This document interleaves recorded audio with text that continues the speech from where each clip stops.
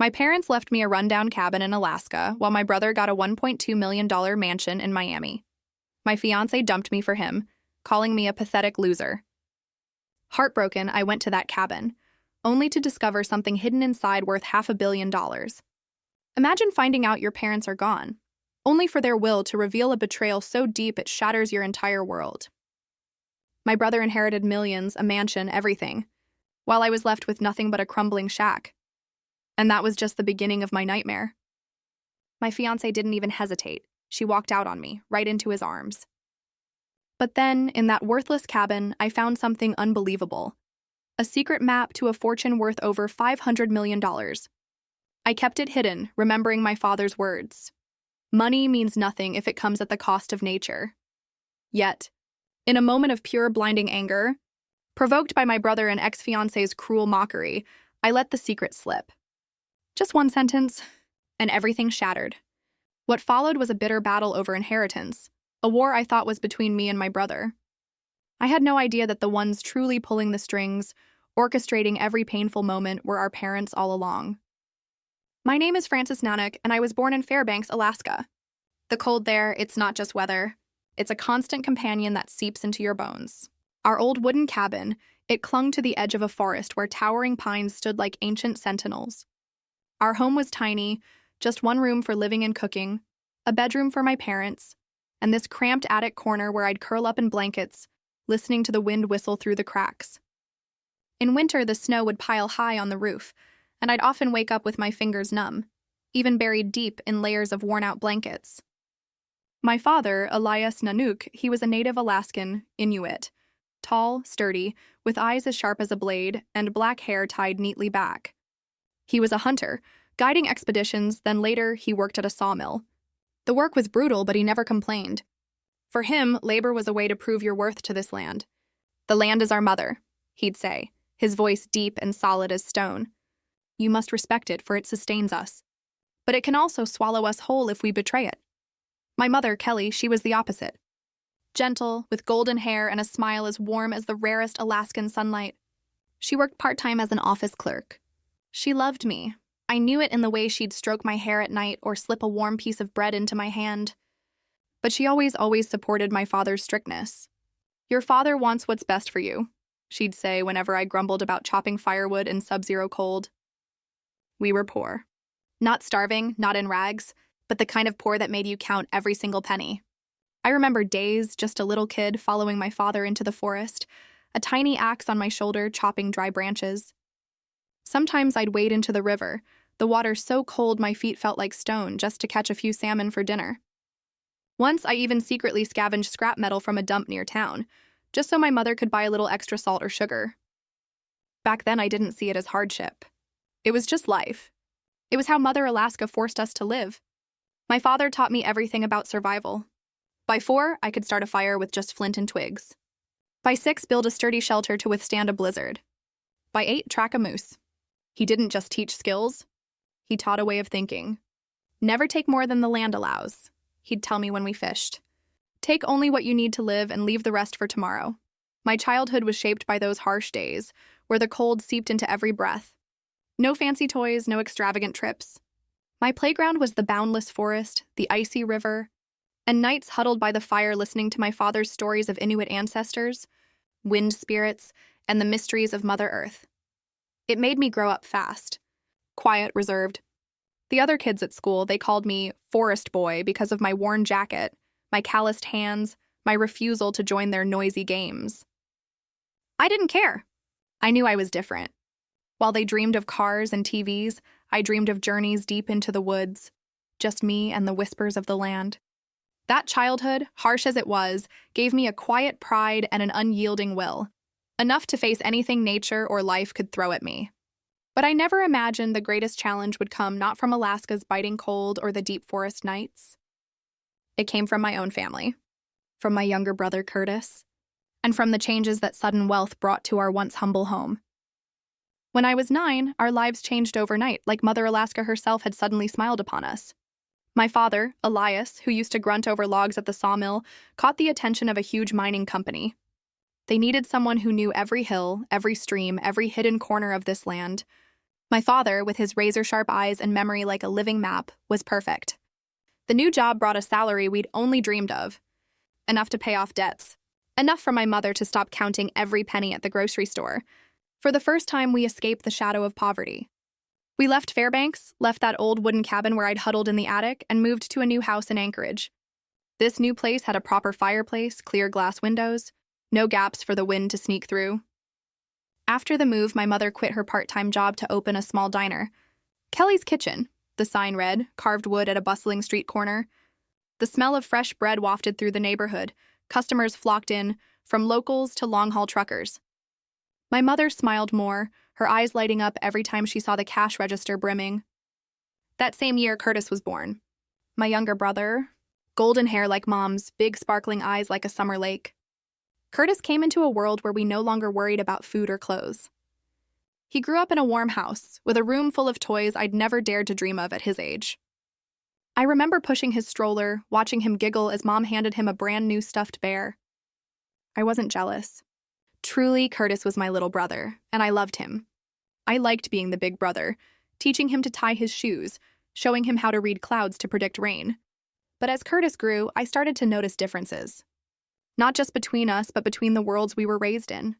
I grew up in bone-chilling cold, chopping firewood until my hands went numb. In the harsh lessons my father taught me about survival, I absorbed his teachings about preserving nature, the way he looked at me as if entrusting me with the legacy of our Inuit ancestors. And Curtis? He never knew a night without firewood. Never waded into a freezing river to catch fish. Never heard our father's stories about Mother Earth. Our parents, busy with their new jobs, didn't have time to teach Curtis the lessons they'd ingrained in me. Instead, they compensated with material things. Curtis had new shoes every season, a shiny bicycle, even a small TV in his room for cartoons. Whenever he wanted something, Mom would just smile and nod.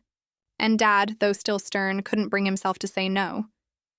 "He's still young, let him enjoy himself," Mom would say when I asked why Curtis didn't have to do chores like I did at his age. Curtis didn't just grow up in abundance. He grew up believing everything in life came easily. At school, he was the center of attention, with his expensive clothes and confident way of talking, as if the world revolved around him. They didn't call Curtis Forest Boy. They called him the Prince of Anchorage. And Curtis loved it. He loved the praise, loved showing off his new watch or shiny shoes. Sometimes when I looked at him, he felt like a stranger. I didn't blame our parents. They only wanted to give Curtis what I never had. But I slowly realized their indulgence had planted a dangerous seed in my brother's heart. Curtis didn't value what he had. He took everything for granted. Money, clothes, even our parents' love.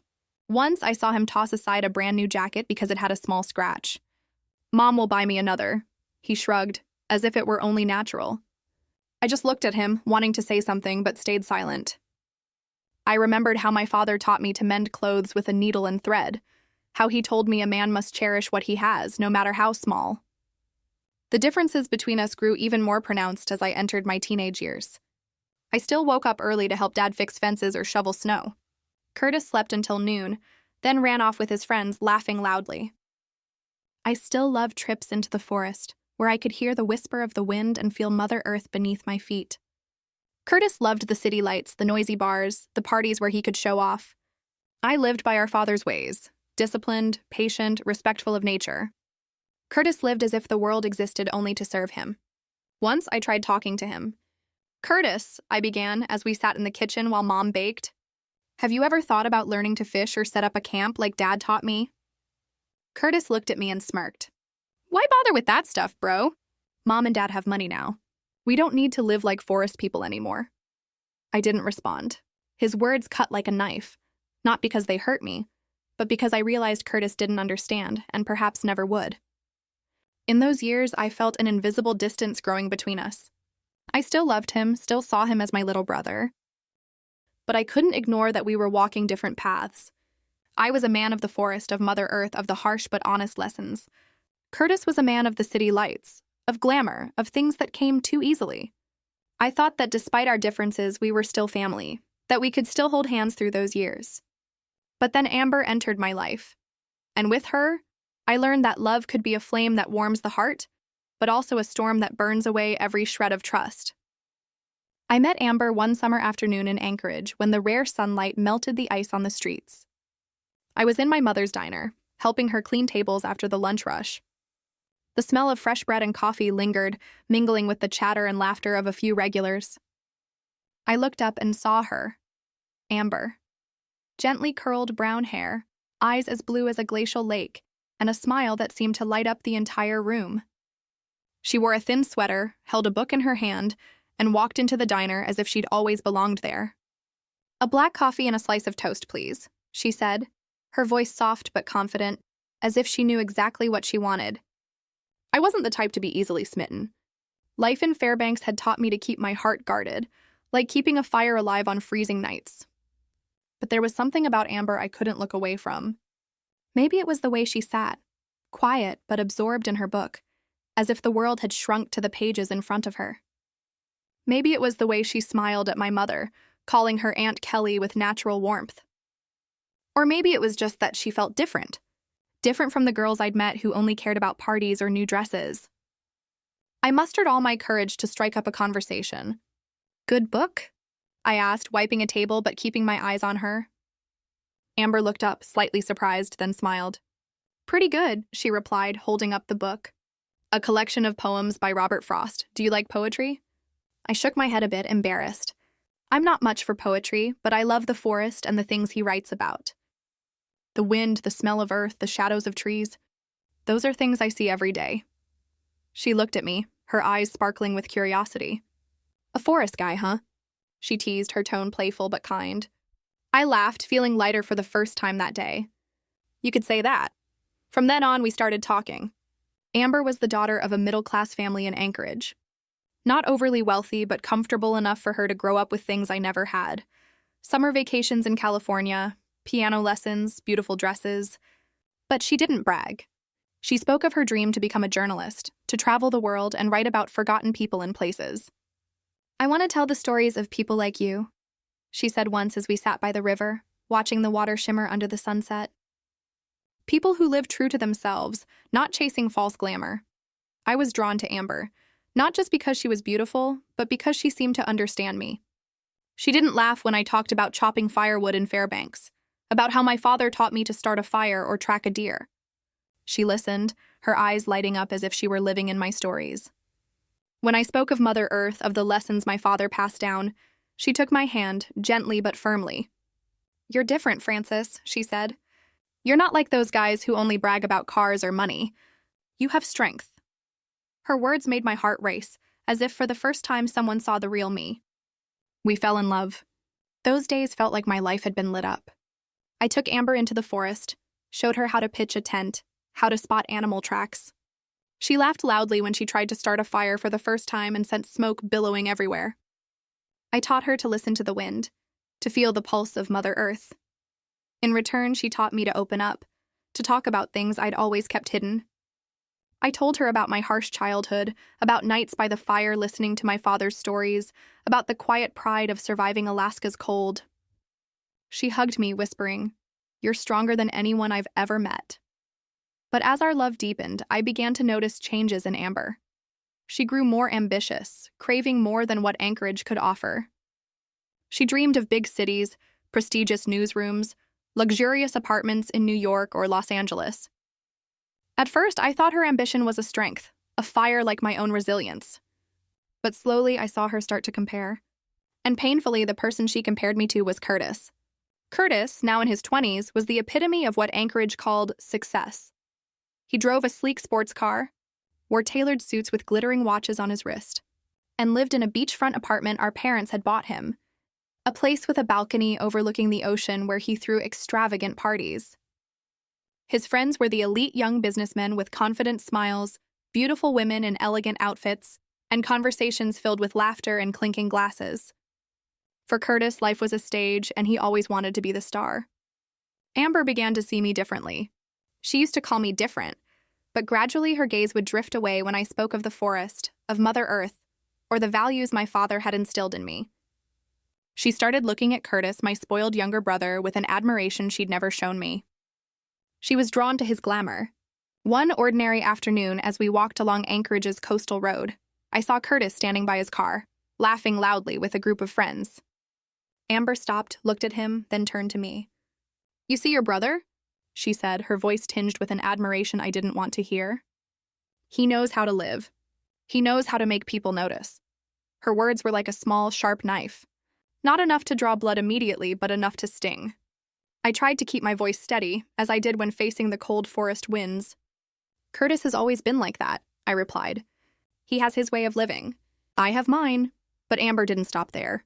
In the days that followed, she said things that pierced my heart. "Why do you live so small, Francis?" she asked once as we sat in my mother's diner, her eyes looking at me like I was a puzzle she couldn't solve. "You don't know how to enjoy life. You don't show off. Don't you see Curtis? He lives big. Lives truly." I stayed silent, my hand tightening around my coffee mug. I didn't speak. I just looked at her, seeing her eyes grow distant, as if I were no longer the man she loved. Amber began to criticize me, not with blunt words, but with subtle remarks and disappointed sighs. "You lack ambition," she said once as we sat by the river. "You could do so much more. Why don't you want to be like Curtis, with money, status, everything that makes people respect you?" I wanted to shout that I didn't need anyone's respect, that I didn't want to be Curtis, that my worth wasn't in cars or beachfront apartments. But I only stared at the water, feeling a block of ice slowly pressing down on my heart. To Amber, living big meant having wealth to flaunt, spending lavishly, and commanding attention in society. She wanted the spotlight, to stand beside a man who made the world turn and look. And I, with my old jacket, my rough hands from wielding an axe, my dreams of the forest and Mother Earth, couldn't give her that. I began to feel the cracks forming, and those cracks grew wider each day. Deep down, I knew they couldn't be mended. Amber wasn't just comparing me to Curtis. She was being drawn into his world, a world of lights and glamour. She no longer saw me as a man of strength, but as someone lacking ambition, someone living small while my brother lived large. I tried to hold on to her, tried to remind myself that our love was worth fighting for. But I never expected that. Before I could even try to salvage that love, a greater storm would crash into my life, sweeping away everything I once thought was certain. My parents went missing, leaving behind a void colder than any winter I'd ever endured in Fairbanks. I was 30 years old when the devastating news arrived. It was an early winter morning, snow lightly falling on the streets of Anchorage, blanketing rooftops and sidewalks. I was at my mother's diner, helping her clean up after a busy morning rush. The phone rang and a stranger's voice came through, dry and emotionless. "Are you Francis Nanook? I'm an officer with the Seattle Police. I'm very sorry to inform you that your parents, Elias and Kelly Nanook, have gone missing after a plane crash." The world seemed to stop. I stood there, still holding the rag I'd been using to wipe tables, but all the sounds around me, the chatter of customers, the clanging of pots and pans, faded into a blur. The officer continued, his voice steady like he was reading a report. "The small plane carrying your parents encountered trouble while flying over the icy mountains near the Canadian border. Some wreckage has been found scattered across the mountainside, but there's no sign of bodies or survivors. We're continuing the search," he added, but his tone carried no hope. "We'll contact you if we have more information." I hung up, feeling as if an icy weight was crushing my chest. I didn't cry, not because I was strong, but because I didn't know what to do with the pain. It was too vast, too cold, too real. I called Curtis right after. He was at a bar. I could hear loud music and laughter in the background. "What did you say?" he asked, his voice distracted as if I were telling some unimportant story. When I repeated the news, he went quiet for a moment, then said, "Yeah, okay. You handle it." "I'm busy." He hung up, leaving me with the cold beep of the disconnected line. The days that followed were a foggy nightmare. Local media began covering the crash. "Alaska couple missing in plane crash," screamed the sensational headlines. People in the community, those who'd eaten my mother's bread or been guided through the forest by my father, came to the diner to express their condolences. They hugged me, offered words of comfort, but I felt only emptiness. Amber stayed by my side, at least at first. She held my hand, whispering that she'd always be there, that we'd get through this together. But her eyes were distant, no longer warm like they used to be. While I drowned in grief, Curtis acted strangely. He showed up at the diner a few days later, dressed impeccably as always in a new leather jacket and polished shoes. "How's it going, bro?" he asked, his voice light but insincere. I looked at him and saw a stranger, someone seemingly untouched by the pain I was carrying. "Aren't you sad?" I asked, my voice hoarse. Curtis shrugged, flashing an enigmatic smile. Sure, I'm sad, but life goes on, you know. Mom and Dad would want that. I didn't respond. I couldn't fathom how he could be so calm. But then I overheard him talking to a friend on the phone right there in the diner, his voice brimming with excitement.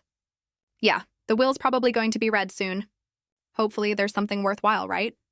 I stood there, my hand gripping the edge of the table, feeling a cold wind blow through my heart. Curtis wasn't just calm.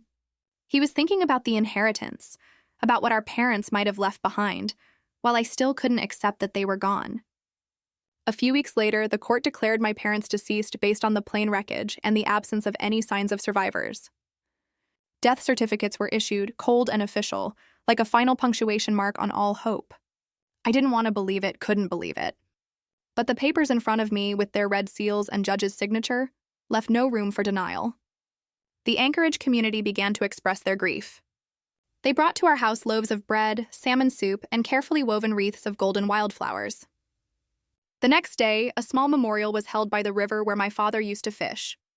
People lit candles in the cold Alaskan wind, sharing memories, how my father had helped them repair boats, how my mother baked bread to share with the neighborhood every winter. I stood listening silently, realizing that my parents didn't just belong to me. They were part of this community. But when the last candle flickered out and everyone left, I was alone again, with a void nothing could fill. Amber stayed with me during those days, but her presence only deepened my pain. She tried to comfort me, but her words sounded rehearsed. "Francis, you have to be strong," she said. But her eyes looked elsewhere, as if her mind was on something else. And I kept going to the diner, wiping tables, answering customers' questions about my parents, but my mind was elsewhere. Lost in the forests I used to roam with my father. I dreamed of my parents every night. My father standing by the river, teaching me to fish. My mother in the kitchen, smiling at me through the steam of baking bread.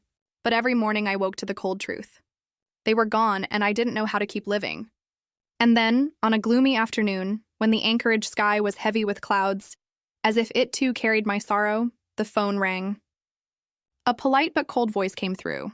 "Francis Nanook, this is Gunnar Holmes, your family's lawyer. I need you and your brother Curtis to come to my office tomorrow morning for the reading of your parents' will." I stood there gripping the phone, feeling a chill sweep through me. I called Curtis. "The will?" he said, his voice brimming with excitement that made me shudder. "Great, bro. Finally, something worth looking forward to. See you tomorrow." He hung up, leaving me with a gnawing sense of unease. The next morning, I arrived at Gunnar Holmes's office, a small but elegant building in downtown Anchorage with glass walls and a polished brass sign. Curtis showed up late, striding in, wearing a sleek black suit, his hair perfectly styled, and a confident smile as if he already knew what was coming. "Hey, bro," he said, clapping me on the shoulder like we were close friends, not brothers facing a moment that could change our lives. The lawyer's meeting room was small but stifling, with a long wooden table and leather-upholstered chairs. Gunnar Holmes, a middle-aged man with silver hair and gold-rimmed glasses, sat at the head of the table, a thick stack of documents in front of him. He looked at us, his expression stern but neutral. "Francis, Curtis," he began, his voice steady like a proclamation. "Today we will read the will of Elias Nanook and Kelly Nanook.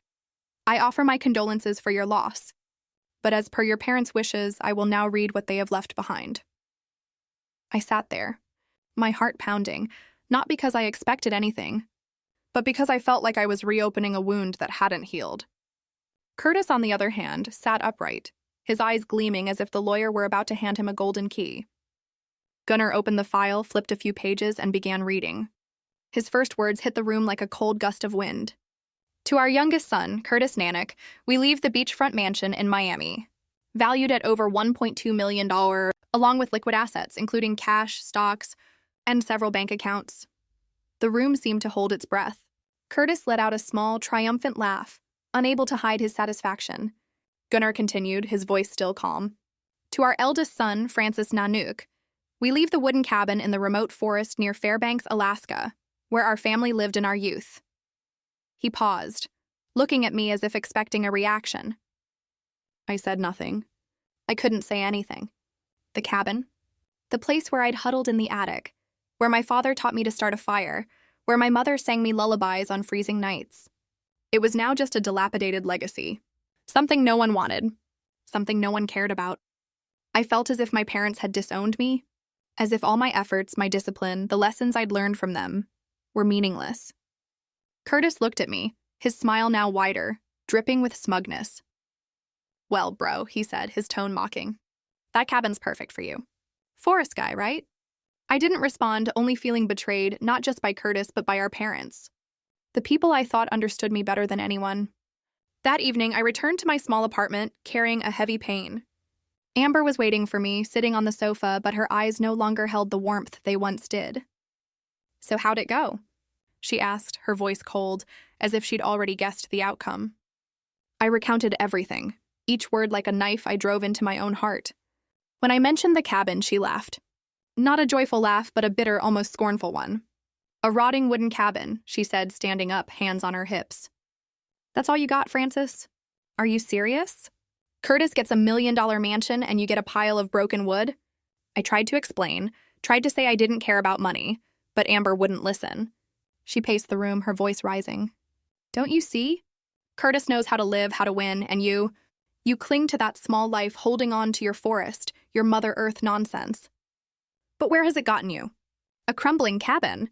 She stopped, staring straight at me, her eyes flashing with disappointment. "You're a loser, Francis. You'll never measure up to your brother." Her words were like a blizzard sweeping away the last of my hope. I stood there silent, watching as Amber slammed the engagement ring on the table. The ring I'd saved up for a year to buy. "I can't live like this," she said, her voice trembling but resolute. "I need a man who lives big, who does something with his life, not someone who just holds an axe and dreams of the forest." She turned and walked out of the apartment, leaving me with the sound of the door slamming shut. Just a few days after our fight, Amber went public with her new relationship with Curtis. My younger brother, with his $1 million mansion and triumphant smile, had become the man she chose. I sat in my empty apartment, clutching the ring she'd left behind, feeling as if everything I'd believed in, love, family, loyalty, had melted away like snow under the sun. I'd lost my parents. I'd lost Amber, and now I felt like I'd lost myself. In the days after Amber left, I lived like someone trapped in a blizzard, unable to see the path ahead, hearing nothing but the howling wind in my mind. I avoided Curtis, avoided my mother's diner, which had once been my only solace. Every street corner in Anchorage now felt like a reminder of betrayal. Amber's smile as she stood beside Curtis, his triumphant look when he learned he'd inherited the mansion. I couldn't stay in the city any longer. Couldn't face the pitying glances of neighbors or the whispers behind my back. I needed a place to breathe, a place to rediscover myself. I decided to head to the log cabin in Fairbanks, the legacy my parents left me, though in everyone else's eyes it was just a pile of rotting wood. The journey to Fairbanks was long and cold, like a trip back to my childhood. I drove my father's old beat-up truck through snow-covered roads flanked by endless stretches of pine forests. Every tree, every hill stirred memories. "The land is our mother," my father used to say, his voice steady as stone. "You have to listen, respect it, and the land will answer." I wondered if Mother Earth was answering me now or merely punishing me. The cabin came into view as I turned onto a rough dirt road. It was smaller than I remembered. Its roof sagging, the wooden walls grayed by years of rain and snow. The windows were caked with dust. Some planks had rotted, and the chimney looked like it could collapse at any moment. I pushed the door open and the hinges screeched like a lament. Inside, the air was cold and damp, smelling of rotting wood mixed with earth. Faint light filtered through the windows, illuminating the cracked wooden floor. I saw the attic corner where I used to sleep, the fireplace my mother once tended, the small table where my father had carved my name into a piece of wood. Everything was as it had been, but now it felt empty, like a house without a soul. I sat on the floor, my back against the wall, letting the pain wash over me. I thought about the will, about how my parents chose Curtis over me, about how Amber chose him over me. I started cleaning the cabin. I swept away dust, cleared broken bits of wood, and wiped down the fireplace. While trying to fix a loose floorboard, I noticed it made a strange hollow sound, as if there was a void beneath it. Curiosity got the better of me, and I used my father's knife to pry the board up. A small wooden compartment appeared, hidden deep under the floor, like a secret kept for years. Inside was an old metal box, rusted at the edges but still sturdy. My hands trembled as I opened it. Inside was a carefully folded map. Its paper yellowed but still legible. The lines were drawn in black ink, accompanied by symbols in an Alaskan native language, characters my father had taught me when I was young. I spread the map out on the floor, the faint light from the window illuminating the winding lines that led deep into the forest. Some areas were marked with a small triangle, symbolizing a mineral deposit. Others had a black droplet, indicating oil, and layered lines represented valuable timber forests. In the corner of the map, in my father's handwriting, was a note. True value lies not in what you take, but in what you keep. I read it over and over, and for a moment, it was as if I could hear his voice in my ear. I leaned closer, tracing each line, my heart pounding as I began to grasp the meaning. The marked lands, if the notes were accurate, held resources worth hundreds of millions of dollars. A treasure beyond anything I'd ever dared to dream of. I sat silently in the rotting cabin, clutching the map, feeling as though my entire life hung in the balance. Part of me screamed to run outside, to shout to the world that I wasn't a failure, not the wilderness fool Amber had mocked, that I held a fortune that could make me richer than Curtis, richer than anyone. But another part, the part my father had patiently shaped, whispered a reminder. Not everything that can be taken should be taken. The land is our mother, and she must be preserved, not stripped bare. My heart began to tear itself apart. I didn't yet know what to do with the map, so I decided to bring it back to my apartment in Anchorage, hiding it in a locked drawer. Every night, I took the map out and stared at it as if it could tell me what I should do. I imagined selling the information about those lands, getting revenge on Curtis by proving I was wealthier than him. I pictured Amber coming back, her eyes sparkling when she saw I was no longer the small-time man. But then I remembered my father, who taught me that Mother Earth is sacred, that taking too much is a betrayal. I remembered my mother, who once said, "Happiness lies not in money, but in how we live." I decided to keep the secret, to neither exploit nor sell it.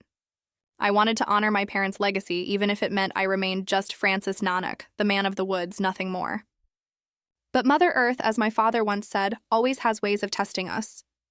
A month after my parents' disappearance, I decided to hold a small gathering to honor them. The people who raised me and Curtis, who left me with lessons that could never fade. I wanted a quiet space where family and friends could share memories of my parents, where I could feel them again, even if only through stories and smiles. I chose my mother's diner as the venue, because it was where she poured her heart, where the smell of fresh-baked bread and coffee still lingered like a piece of her soul. I stood in the diner, arranging chairs in a circle, placing a photo of my parents on the table, my father with his stern smile, my mother with her gentle eyes. Familiar faces arrived gradually, bringing flowers and condolences. Aunt Mary, my mother's cousin, hugged me tightly, tears streaming down her cheeks. Old Joe, who used to hunt with my father, patted my shoulder with quiet sympathy. I stayed silent, forcing a smile, but inside I felt only emptiness. Curtis arrived late, as usual. He walked in, Amber at his side. Seeing her, my heart felt like it was being crushed. She held Curtis's hand, smiling lightly as he whispered something in her ear. I turned away, focusing on arranging coffee cups for the guests, but that image clung to me like salt rubbed into a wound. The memorial began. People took turns sharing memories of my parents. Aunt Mary spoke of the time my mother taught her to bake bread, her voice choking with emotion. Joe recounted hunting trips with my father, laughing loudly as he recalled how my father teased him for being terrible at fishing. I spoke too, though my voice trembled. I talked about nights by the fire, listening to my father speak of Mother Earth, how he taught me that true value lies not in money, but in integrity. But when it was Curtis's turn, he stood briefly, saying only a few words. Mom and Dad were amazing people. They worked hard to give us a better life. I'll always be grateful. He sat down and Amber clapped, her eyes full of pride. I looked at him, searching for a hint of sincerity in his voice, but found only shallowness. He spoke as if reading a prepared speech, not from the heart. I wanted to stand up, to scream in his face that our parents deserved to be remembered with love, not empty platitudes, but I held back, clenching my fists under the table, trying to stay calm. After the sharing, people began to chat and eat, and the atmosphere grew lighter. I stood in a corner of the room, watching everyone, trying to blend in, but feeling out of place. Then Curtis and Amber approached, each holding a glass of wine. "Well, big brother," Curtis said, his tone mocking, "this memorial's not half bad, But you know, Mom and Dad would probably be prouder if you did something bigger than this little diner. Amber giggled, her eyes sliding over me, cold and distant. Yeah, she added, her voice sweet but sharp as a knife. Their words ignited a fire inside me. I'd had enough. Enough of Curtis's taunts, Amber's scornful looks, the constant feeling of being belittled. I shot to my feet, my voice trembling with rage. You think I'm nothing, don't you? I was nearly losing control and the room fell silent. You think I'm just a failure with a rotting cabin? Well, I have something neither of you will ever have. I paused, my heart pounding, knowing I was going too far, but unable to stop. I found a map in the cabin, a map pointing to mineral deposits, oil, precious timber worth over $500 million. You hear me? $500 million. The crowded room went deathly quiet. The air so thick I could hear my own heartbeat. Dozens of eyes turned to me, but they all blurred. Only Curtis and Amber stood out. Curtis's face paled for a moment, then twisted into a greedy smile. His eyes gleamed with suspicion and excitement, as if he'd already touched the gold. Francis, Curtis said, his voice shaky but eager. Are you serious, or did you just lose it and blurt that out? Amber was different. She leaned back in her chair, arms crossed, a mocking smirk on her lips. Oh, come on, Francis. Another one of your attention-grabbing stunts? A treasure? Sounds like something out of a children's book. I didn't respond. My throat tightened, but my feet moved.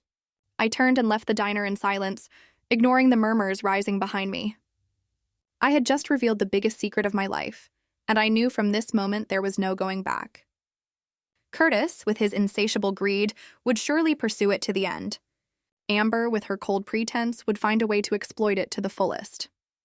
The door swung open. I stepped outside. The biting winds stung my skin, and snow fell heavily on the road, as weighty as the gaze of Mother Earth. Everything seemed to be watching, waiting to see which path I would choose next. Just a few days after the memorial, the real storm began. Curtis didn't waste any time. The morning after, as I sat in my small apartment trying to sort through my chaotic thoughts, a letter was slipped under the door. I opened it, and the cold words of a law firm hit me like a slap. Curtis had filed a lawsuit against me, accusing me of concealing family inheritance assets. The legal claim stated that the treasure map, the one I found in the cabin, was part of the Nanook family legacy, and that I, Francis, was intentionally trying to keep it for myself. I read it over and over, my heart pounding, not from fear, but from a rage that flared like wildfire. My brother, the one who once held my hand as a child, who giggled when I fixed his bicycle, was now dragging me to court as if we had never been family. But Curtis didn't stop at lawsuits. He was busy spreading rumors like a toxic wind sweeping through Anchorage. I heard from Aunt Mary that Curtis had been going around from high society parties to family gatherings, telling anyone who would listen that I was a selfish man hiding a $500 million treasure, the legacy of the entire Nanook clan. Francis thinks he can keep it all to himself, he'd say, his voice dripping with feigned indignation, as if he were the one betrayed. He's not thinking of the family, not thinking of Mom and Dad. His words spread like fire through a dry forest, and soon it seemed the entire city had heard about Francis's treasure. Distant relatives began to circle like vultures smelling blood. Uncle Carl, a man I'd only met a handful of times, called me one evening, his voice as sweet as honey. Francis, how you holding up? Heard you found something pretty interesting in your parents' cabin, huh? He asked, as if we were old pals. Families got to stick together, Francis. If there's something valuable, you should share it with everyone, right? Don't let people think you're selfish. I gripped the phone, trying to keep my voice steady. Uncle, I'm not keeping anything. It's just a map, and I haven't done anything with it. But Carl wouldn't let up. He laughed loudly as if I'd just told a joke. Don't play coy with me, Francis.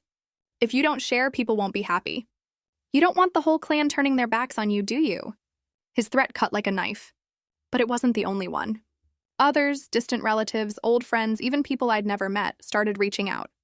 A far-off cousin texted me, suggesting I share the map's information for resource extraction, promising to split the profits. An old neighbor stopped by the diner, clapped me on the shoulder, and said, Francis, do the right thing. Don't let people think you're greedy. I looked at them, faces that were once familiar, now twisted by greed. I wanted to scream that I wasn't planning to take anything, that I just wanted to honor my parents' wishes, to protect Mother Earth. But I knew they wouldn't understand. To them, I was no longer Francis. the man raised in the woods who respected the land and sky. I was just the guy holding a treasure they wanted a piece of. The tabloid media jumped in like sharks smelling blood. One morning, as I opened the local paper, a sensational headline screamed, "Alaska man hoards $500 million family treasure." The article was riddled with fabrications, calling me a selfish son and a disloyal heir, trying to steal the legacy from my brother and family.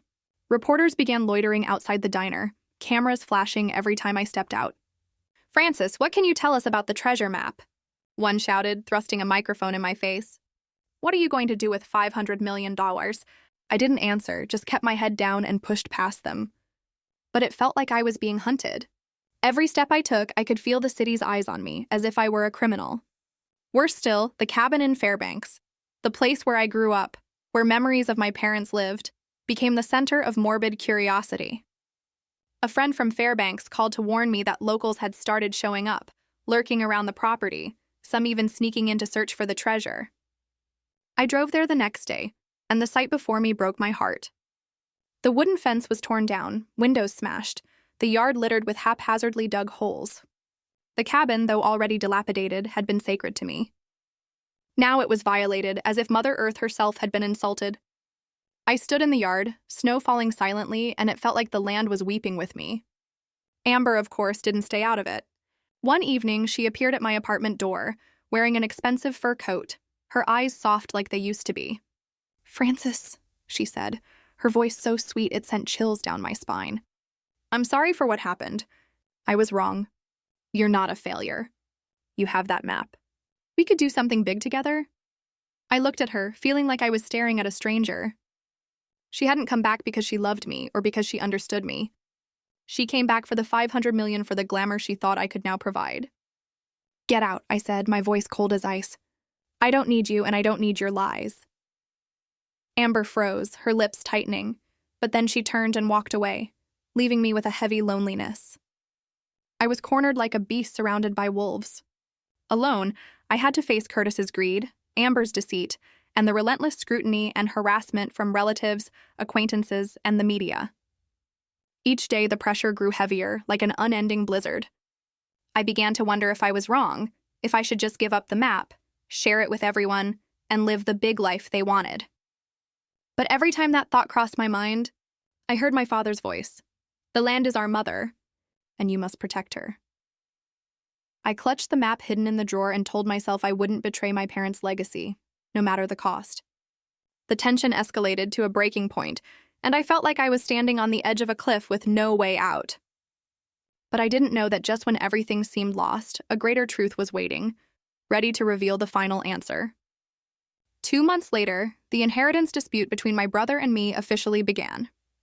That day, the Anchorage sky was cloaked in heavy gray, as if nature itself was growling at the storm about to erupt.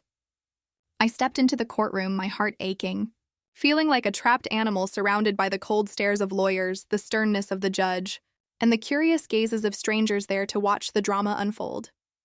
Curtis sat across from me, his eyes sharp and cold, the corner of his mouth curling into a confident smirk, as if victory was already in his grasp. Beside him, Amber was dressed in a dazzling gown, but her eyes avoided mine, the man she once called her love. I clenched my rough hands inside my father's old jacket, my breath heavy as I tried to stay calm. Deep down, I wanted to scream that I didn't care about money, that all I wanted was to protect my parents' legacy. But I knew in this room no one truly cared. The judge, a middle-aged man with a deep, stern voice, banged his gavel to start the proceedings.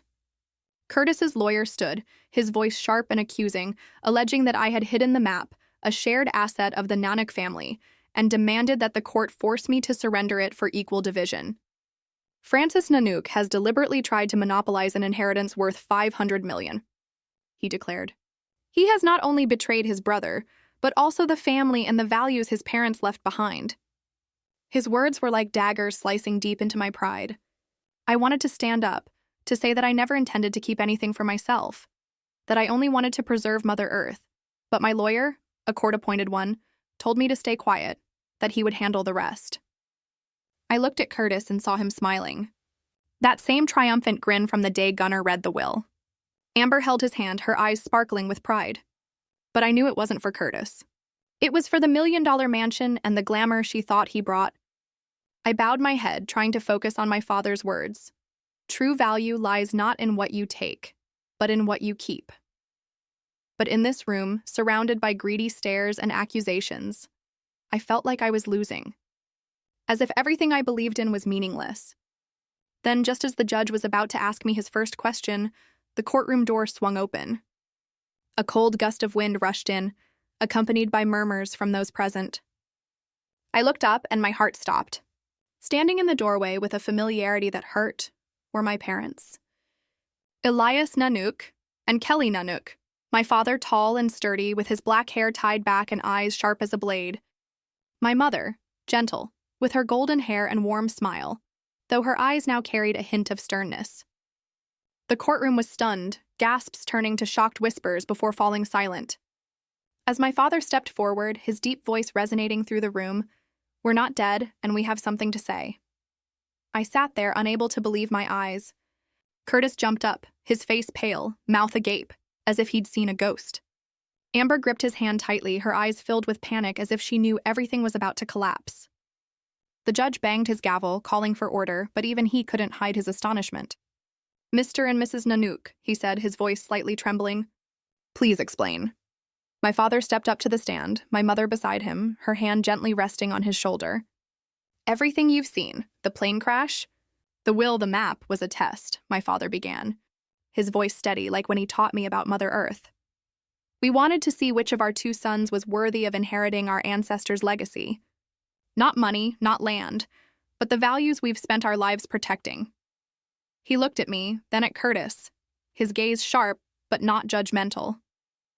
"We faked our disappearance to see what you would do when faced with temptation." The courtroom seemed to hold its breath. My head spun as if the ground beneath me was shaking. Curtis shook his head, stammering, "Dad, Mom, what kind of joke is this?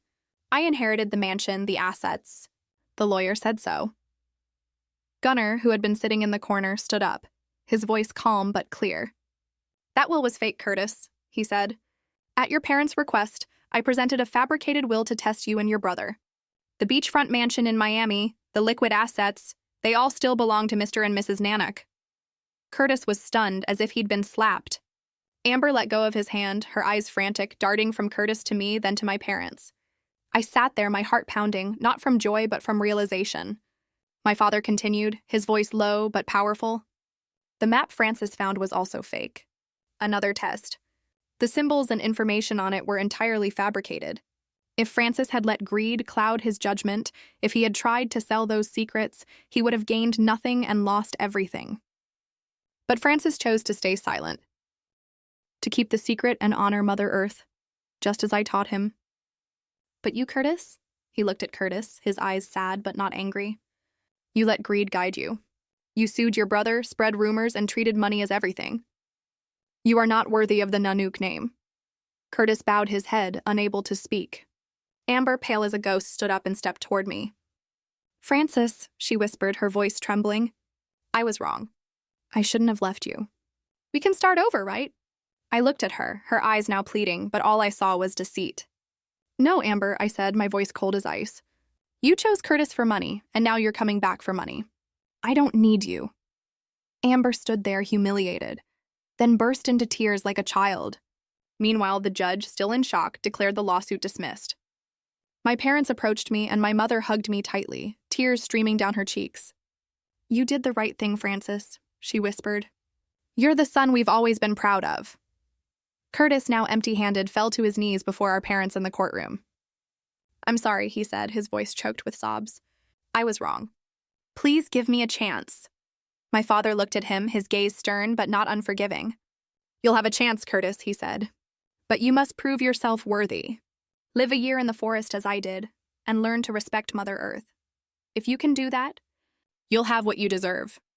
Curtis nodded, tears streaming down his face, and I saw in him a glimpse of the little boy who used to hold my hand years ago. That evening, in the wooden cabin in Fairbanks, where memories of my childhood still lingered in every weathered plank, I sat with my parents for the first time since those agonizing months when I thought I'd lost them forever. The firelight from the old hearth danced, casting flickering shadows on the walls. My father, with the rugged presence of an Inuit man, sat in an old wooden chair. His hands clasped tightly, his sharp eyes softened with affection as he looked at me. My mother, her golden hair now streaked with silver, sat beside me, her gentle hand resting on mine, warm as it was when she used to stroke my hair as a child. They told me their story, a story of survival, of love, and of unwavering faith in me. After the plane crash, my father began, his voice deep like the wind rustling through the pines. We were stranded in the icy mountains with no phone, no signal, no hope.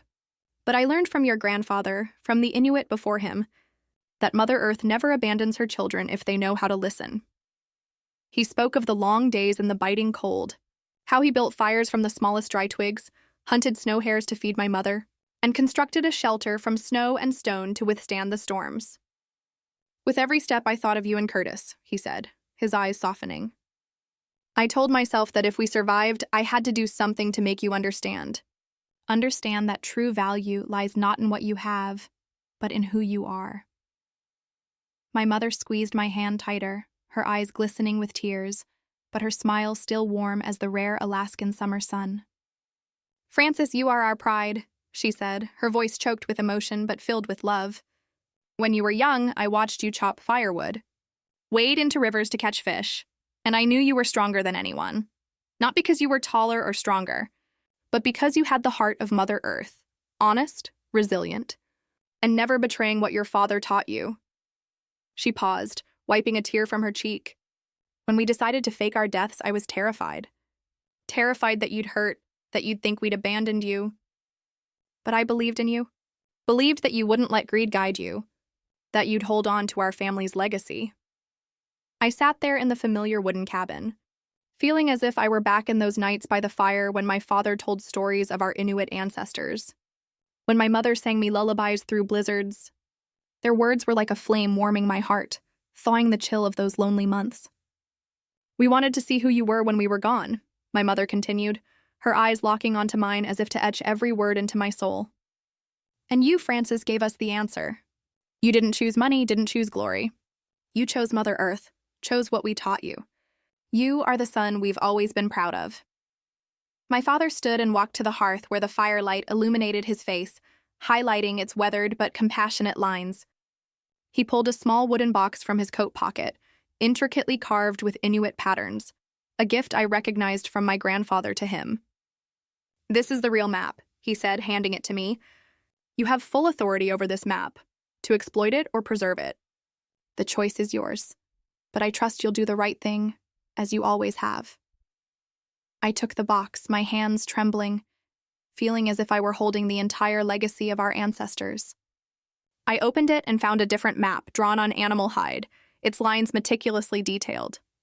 It wasn't just a map. It was a promise, a responsibility, the very soul of Mother Earth. I looked at my parents, tears streaming down my face, not from sorrow, but from the realization that they had never abandoned me. I'll keep it, I said, my voice thick. I'll protect it as you have, as our ancestors have. My mother came closer, hugging me tightly as she did when I was a child. My father placed his hand on my shoulder, his gaze steadfast but filled with love. And now, in the old wooden cabin, amid the crackling fire and the warm voices of my parents, I suddenly understood. True value doesn't lie in money, in mansions, or in treasures. It lies in character, in how we protect our legacy, in how we live true to our beliefs. I gripped the real map tightly, knowing with certainty that I would never exploit it. I would preserve it as my parents had, as our ancestors had, so that Mother Earth would remain Mother Earth forever.